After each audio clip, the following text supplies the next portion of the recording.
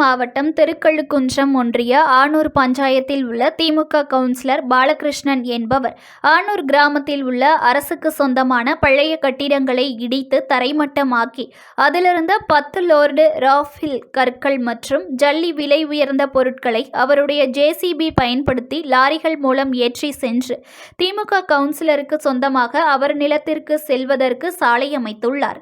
சுதந்திர தினத்தை முன்னிட்டு கிராம சபை கூட்டத்தில் ஆனூர் ஊராட்சி மன்ற தலைவர் ராமு மற்றும் ஒன்றிய கவுன்சிலர் பாலகிருஷ்ணன் ஆகியோரை கண்டித்து ஓட்டு போட்ட மக்களுக்கு நல்லது செய்வார்கள் என்று பார்த்தோம். ஆனால் பஞ்சாயத்தில் பல்வேறு முறைகேடுகள், திருட்டு சம்பவங்கள் நடைபெற்று உள்ளன என பொதுமக்கள் தர்ணா போராட்டத்தில் ஈடுபட்டனர்.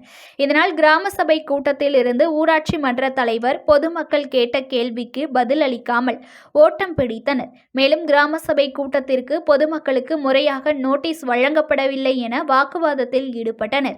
மேலும் இந்த பஞ்சாயத்தில் திமுக ஒன்றிய கவுன்சிலர், ஊராட்சி மன்ற தலைவர், வார்டு உறுப்பினர்கள் கைகோர்த்து கொண்டு பல்வேறு முறைகேடுகள் செய்துள்ளதாக பொதுமக்கள் குற்றம் சாட்டுகின்றனர்.